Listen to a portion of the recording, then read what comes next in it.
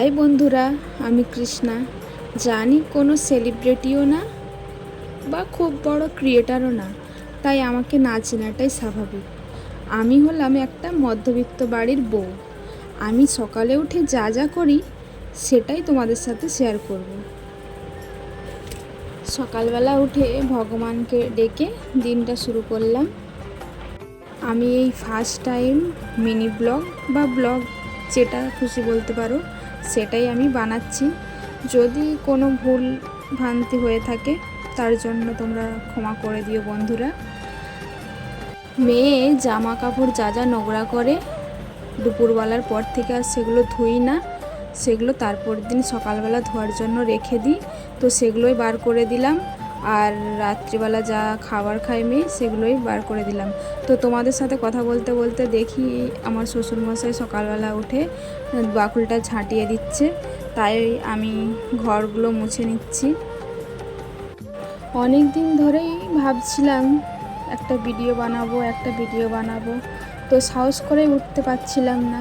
আজ অনেকখানি সাহস নিয়ে ভাবলাম একটা ভিডিও বানিয়ে দেখি, যদি তোমাদের ভালো লাগে তাহলে আবার বানানোর চেষ্টা করব।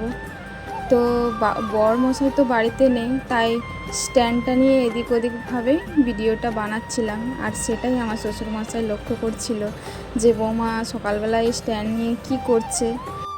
আর ওদিকে আমার মেয়ে ঘুমোচ্ছে, তাই তাড়াতাড়ি করে কাজগুলো সেরে নিচ্ছি। কেননা মেয়ে উঠে গেলে আমাকে খুব জড়ায়, কাজ করতে খুব দেরি হয়, কাজ করতে দেয় না।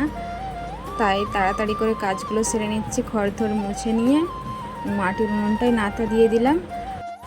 আমাদের সামনের পুকুরটাতে জল খারাপ হয়ে গেছে, তাই মেশিন দিয়ে জল খালে ফেলানো হচ্ছে। আর এদিকে আমি ব্রাশ করতে করতে জলের জন্য অপেক্ষা করছিলাম। আর জল আসতে আমার শাশুড়ি মা বাসন কোসন ধুয়ে নিচ্ছে, আর আমি মেয়ে উঠে যেতে বিছানাগুলো ঝেড়ে পরিষ্কার করে নিচ্ছি। তারপর স্নান করে নেব। স্নান করে নিয়ে ঠাকুরের পুজো করে নেব।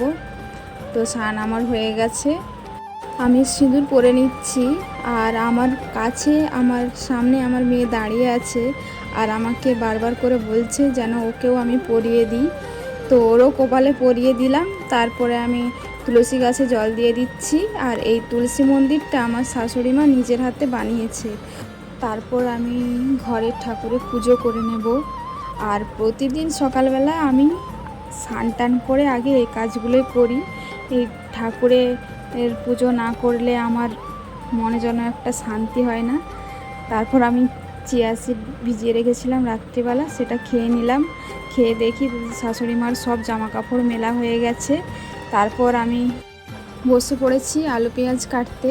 এখন পকোড়া তৈরি করে নেব। তো আমাদের মধ্যবিত্ত বাড়িতে প্রায় প্রতি বাড়িতেই মুড়ি আর পান্তা সকালবেলা খাওয়া হয়। তো সেই কারণে আমি পকোড়া ভেজে নেব। আর এদিকে দেখো আমার মেয়ে আমার কোলে এসে উঠে গেছে। আমি রান্না করলে ও এরকমই করে।